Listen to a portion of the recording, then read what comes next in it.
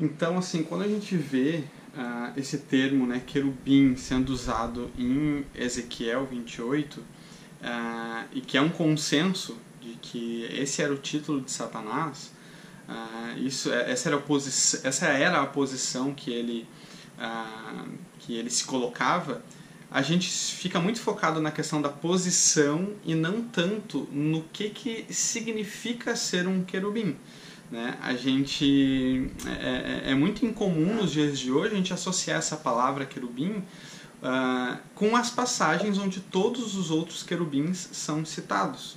E a gente viu nas aulas anteriores que querubim, em todos os momentos onde essa palavra aparece na Bíblia, está associada aos seres viventes, né? Aquele híbrido, né? Aquele ser que é híbrido de vários animais, né? Com rosto humano, leão, águia, boi.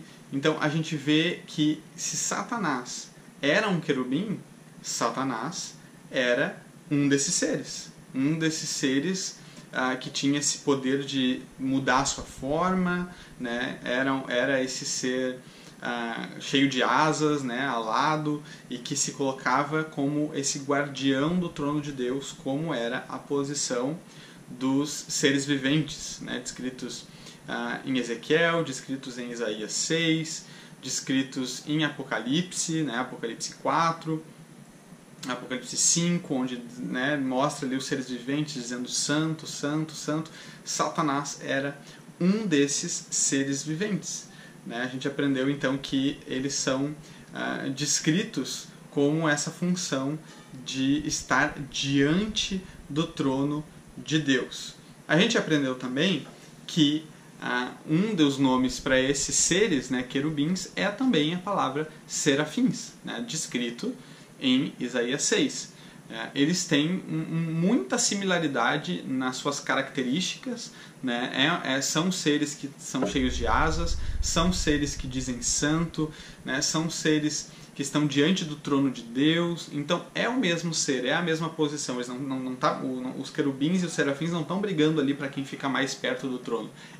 São os mesmos seres, né? Só que em algum momento o nome deles, né, é usado como querubins, outros momentos é serafins, outros momentos é seres viventes, mas é o mesmo ser.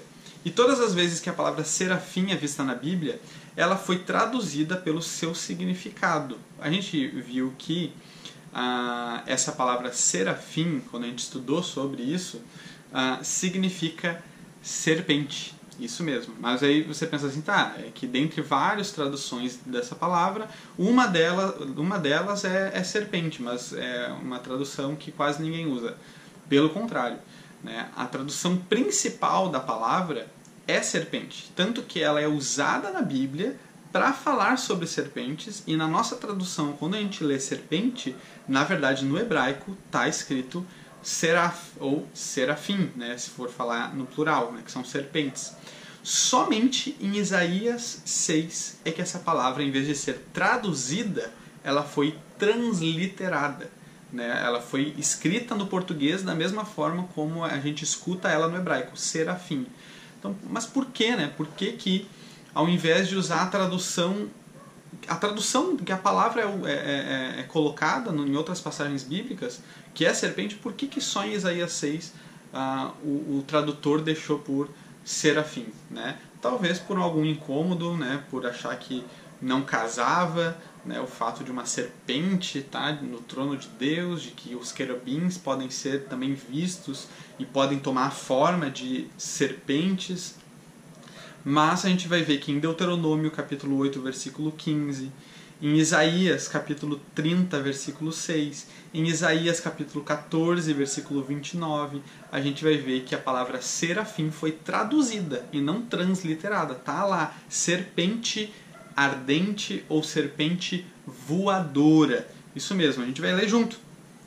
Em Deuteronômio 8, versículo 15 diz: que te guiou por aquele grande aquele terrível deserto de serpentes ardentes. Porque vocês vão ver que em algumas bíblias de estudo, alguns dicionários, eles vão dizer que serafim significa brilhante, ardente, né? Aquele que arde, que que está em chamas, né? Mas, na verdade, essa palavra ela está conectada com serpente. É uma serpente ardente ou uma serpente venenosa. Quando a gente é picado por uma víbora, por uma serpente venenosa, a sensação que a gente tem é de ardência, é uma sensação de queimação, né? Então, a serpente ardente é também uma forma de dizer serpente venenosa. E essa conotação de ardente é para isso, por causa da sensação que dá de queimação e de ardência. Então, não é a principal tradução para a palavra serafim, não é aquele que brilha, o ardente, né? Isso está muito relacionado com a sensação que dá a picada de uma serpente. A tradução principal é a de serpente. Em Isaías, capítulo 30, versículo 6, diz assim: atravessando a terra da aflição e da angústia, de onde vem a leoa, o leão, a víbora e a serpente voadora. No hebraico está serafim. E o tradutor, né, em português, achou por bem, ao invés de transliterar serafim, escreveu a palavra como ela realmente é, serpente voadora. Em Isaías 14, versículo 29, diz assim: não se alegrem todos vocês da Filístia, por estar quebrada a vara que os feria, porque da raiz da cobra sairá uma víbora, e o seu fruto será uma serpente voadora. De novo, no original, aqui onde está serpente voadora, está escrito serafim. Tá? Então, por que Isaías 6 também não está escrito serpente voadora, se é a mesma palavra? Simplesmente por um senso comum dos tradutores de achar que não é muito normal uma serpente voadora, né, estar diante do trono. Mas, e se é isso mesmo? E se realmente essa é a figura que estava diante do trono de Deus? Eu acho que é menos estranho uma serpente voadora estar diante do trono de Deus do que os seres que a gente já está vendo ali, né, em Ezequiel, em Apocalipse, aqueles seres híbridos, metade rosto de uma coisa, metade rosto de outra, né? Para mim isso é muito mais estranho do que a gente concordar que existe diante do trono de Deus esses mesmos seres que podem tomar uma forma de serpente, de uma cobra voadora para guardar o trono de Deus. Agora o interessante é que a gente entende que esses seres alados, né, esses seres com asa, híbridos, de animais ao redor do trono, não é só uma peculiaridade dos hebreus, não é só uma peculiaridade da religião judaica, mas a gente vai ver esse conceito em várias outras religiões da época, no Egito, na Fenícia, na Babilônia, na Assíria, várias outras. E claro, eu entendo que essas outras religiões é que foram influenciadas pela cultura verdadeira, a cultura hebraica, né? A cultura judaica, e não o inverso. Mas esse conhecimento de seres híbridos de animais, né? Seres que têm metade de um corpo de um jeito, metade um rosto de outro jeito, e que têm asas, e que esses seres estão sempre associados a templos, associados a guardar o local onde os deuses se assentavam, e isso está totalmente ligado com a cultura judaica e verdadeira da posição desses seres, né? Que por tradição isso se espalhou. Na língua acádia, esses seres eram chamados de carabu. E essa palavra se assemelha muito a querub, que é da onde vem a palavra querubim, né? Querubim no plural, querub no singular. Então a gente vê já que até no nome esses seres são muito similares. O mais interessante é quando a gente vê que no Egito, principalmente, a gente tem serpentes com asas sendo um desses carubu, um desses seres que guardam o trono dos deuses. Agora fica mais interessante quando a gente encontrou, né, historiadores, né, arqueólogos encontraram selos da época do rei Ezequias, de 700 a.C., lá em Israel, selos com inscrições no hebraico antigo, e nesses selos existe a figura de uma serpente com asas. Isso mesmo, na religião judaica, lá da época do rei Ezequias, 700 a.C., já tinha essa noção de serpentes com asas que guardavam o trono de Deus. Então, o que a gente quer fazer aqui é resgatar essa mentalidade. Não é que isso é um indício de que existiam algumas pessoas na época que acreditavam dessa forma. Não, isso era o consenso da época. Nós é que perdemos isso ao longo do tempo, pela tradução bíblica, por achar estranho, por achar incomum uma serpente com asas, ser um serafim. Né? A gente achou isso estranho demais e preferiu guardar essa informação e transliterar ela ao invés de traduzir. Mas o consenso comum da época do Antigo Testamento eram que seres alados e serpentes compunham o cenário do trono de Deus. Então, nas narrativas gerais de Isaías 14, de Ezequiel 28, os profetas mostram a compreensão hebraica da queda do diabo. A gente vai ver que em Ezequiel 28 ele está associando o Éden com esse querubim ungido que foi expulso naquele momento. A gente vai ver em Isaías 14 a mesma coisa, né? A gente vai ver essa associação também desse ser que estava no Éden, né, junto no monte de Deus, e que também foi em algum momento expulso, né, e tem agora uma outra conotação. Lá no versículo 13 de Isaías 14 diz assim: subirei ao céu, exaltarei o meu trono acima das estrelas e me assentarei no monte da congregação divina nas extremidades do norte. Subirei acima das mais altas nuvens e serei semelhante ao Altíssimo. Então a gente está vendo que no mesmo capítulo onde existe uma conotação para o Éden, que é um ser que quer subir no alto do monte, que era o Éden, e se assentar acima da congregação divina, do conselho divino, acima das estrelas. A gente já viu na aula passada que estrelas, conselho divino, tudo isso são figuras de linguagem para falar dos seres angelicais. Esse ser aqui, ele quer estar acima deles. Ele quer se assentar e ser semelhante ao Altíssimo, ser semelhante ao Deus Criador. E nesse mesmo capítulo, mais lá na frente, a gente vai ver sobre essa serpente voadora. Né? Então, tanto Isaías em Isaías 14, quanto Ezequiel em Ezequiel 28 estão associando esse ato da queda de Satanás com o jardim do Éden. Tá? É no mesmo momento. Eles entendiam a serpente, essa serpente de Gênesis 3, não como um mero animal, mas a serpente era o próprio ser espiritual. A serpente era o próprio ser angelical. A serpente era o próprio querubim, serafim, que andava e passeava no meio do jardim, junto com outros seres angelicais. Ou vocês nunca estranharam que Eva nunca ficou espantada com uma serpente falante, né? Eva não ficou assustada, porque para ela era comum ver seres angelicais, ver os serafins, ver os querubins. Ela foi enganada por essa serpente justamente por entender que essa serpente tinha uma posição muito grande diante de Deus. Se essa serpente estava falando algo, talvez ela tinha até uma certeza, tinha uma certa autoridade por estar próxima de Deus. Né? Por que a Eva daria mais atenção ao que uma cobra, a um animal normal, falaria, do que o próprio Deus que passeava no jardim constantemente e falava com eles? Ela só daria atenção se essa serpente não fosse uma cobra normal, como pela narrativa bíblica a gente entende que não é. Mas essa serpente era um serafim, era um querubim, era um ser angelical que estava no Jardim do Éden, que compunha o cenário do Éden. Por isso Eva achou por bem dar ouvidos a esse ser que ficava ali nas regiões celestiais junto de Deus. Por isso que ela foi também enganada.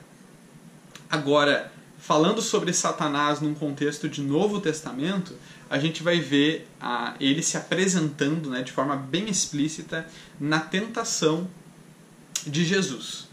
E o que acontece lá no deserto com Jesus é que Jesus ele está revertendo as provações onde houve falha. Isso tanto em relação ao próprio deserto onde o povo de Israel estava, quanto a tentação que foi cedida no Jardim do Éden. Jesus está ali representando tanto Israel quanto a humanidade. Israel no deserto, quanto a humanidade, né, representadas em Adão e Eva no Jardim do Éden.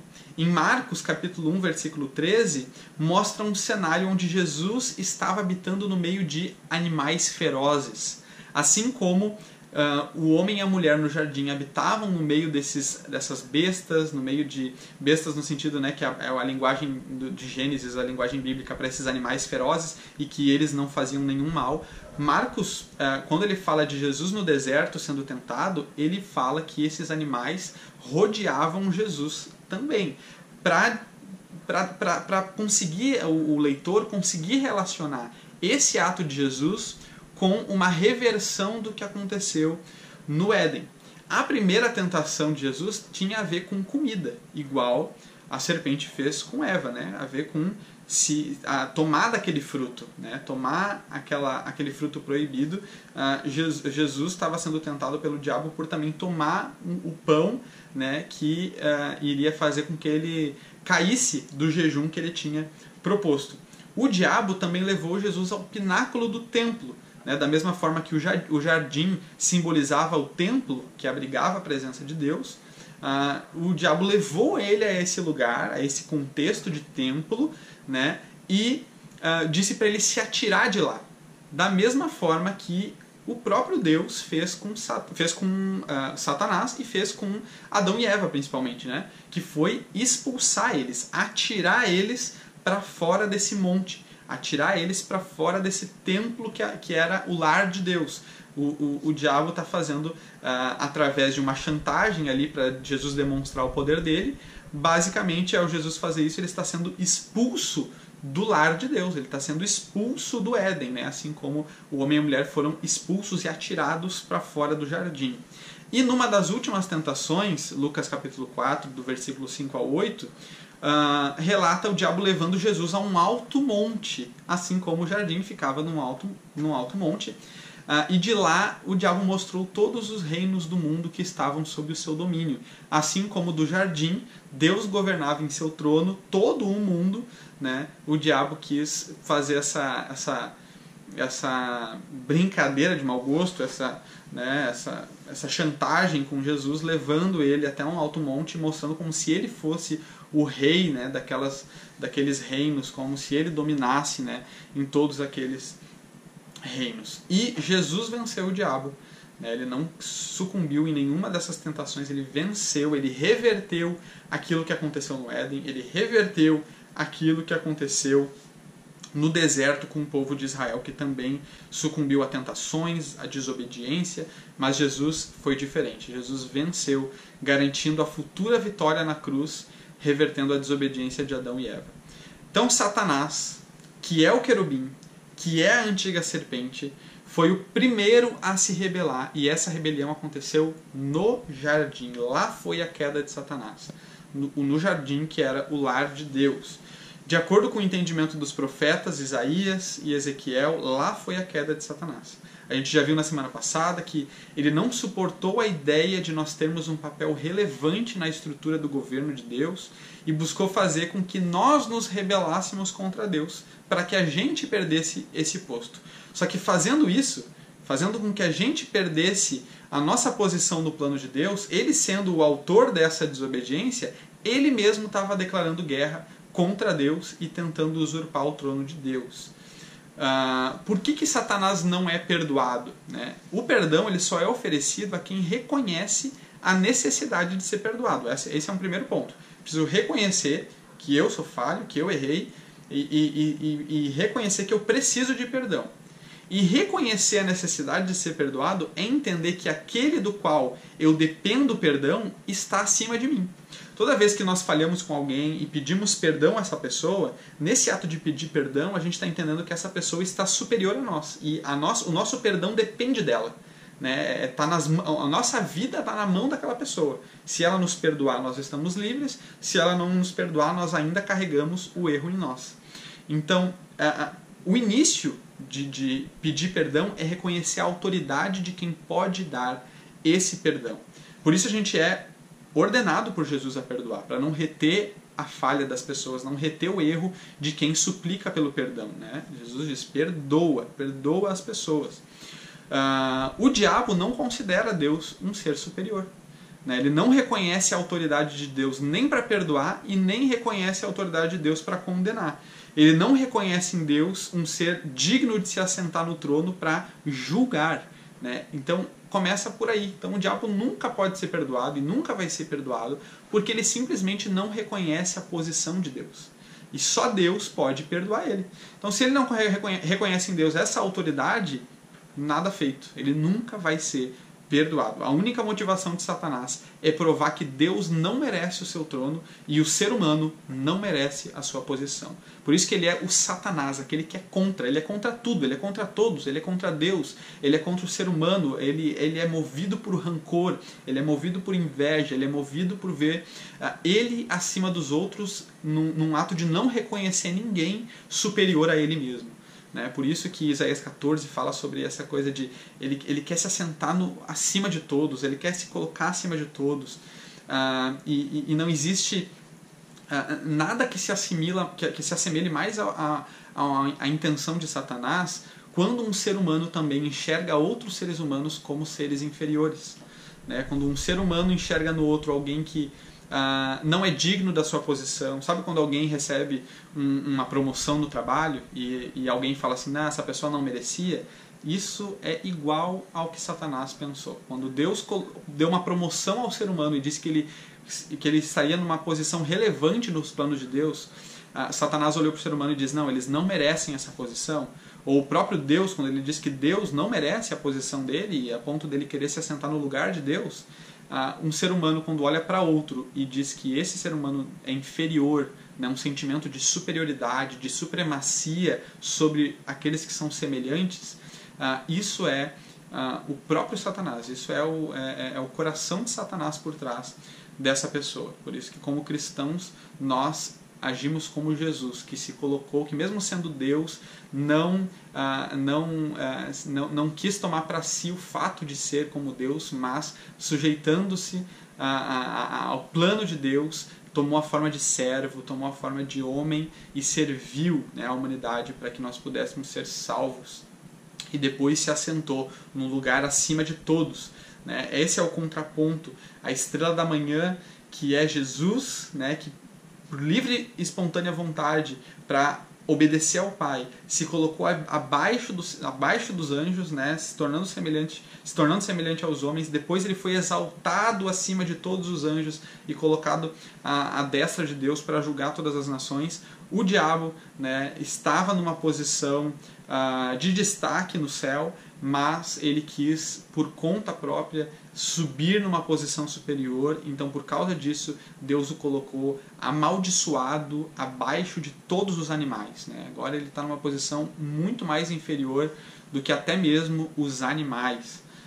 Então, o nosso sentimento deve ser semelhante ao do Senhor, né, que é se sujeitar de livre e espontânea vontade, é servir ao outro de livre e espontânea vontade, e não, como Satanás, querer se colocar pela nossa própria força superior aos outros. Isso é o que eu quis trazer para você sobre a origem de Satanás, sobre essa relação dele sendo um serafim, sendo um querubim, da queda dele acontecendo no Jardim do Éden. Eu acho que isso é muito importante a gente entender todos esses contextos, mas no livro tá muito bom o material, você pode, né, buscar, ler esse capítulo, né? Como é um vídeo, eu não vou ficar aqui lendo o livro, né? Seria, acho que, uma perda de tempo a gente ficar lendo o livro enquanto você pode ler em casa. O que eu quero fazer é trazer um conteúdo extra mesmo, um conteúdo que vai colaborar com a sua leitura, mas o livro tá também muito bom, tá muito legal poder acompanhar no livro, e os exercícios também estão saindo aí em seguida, tá bom? Na sequência tá saindo aí o vídeo sobre os demônios, né? A gente já falou sobre os seres angelicais. O livro, no capítulo 6, vai falar sobre os demônios, unindo aquilo que a gente falou na semana passada, dos principados, potestades, porque o livro vai falar sobre os anjos caídos. A gente já falou sobre isso. A gente já falou no final da lição 4 sobre principados e potestades, que esses anjos, né? Esses principados e potestades são os anjos caídos. Então eu vou me ater mais aos demônios no sentido daquela casta de espíritos imundos que nós expulsamos e que Jesus expulsou no ministério dele, os apóstolos, né, expulsaram, e a gente ainda também mantém essa linha, né, de expulsar demônios. A gente vai falar mais sobre esse tipo de demônio, da onde que eles vêm. Se eles não são os anjos caídos, de onde é que eles vieram? Na próxima aula a gente fala sobre isso, tá bom? Obrigado por assistirem e a gente se encontra nos próximos capítulos.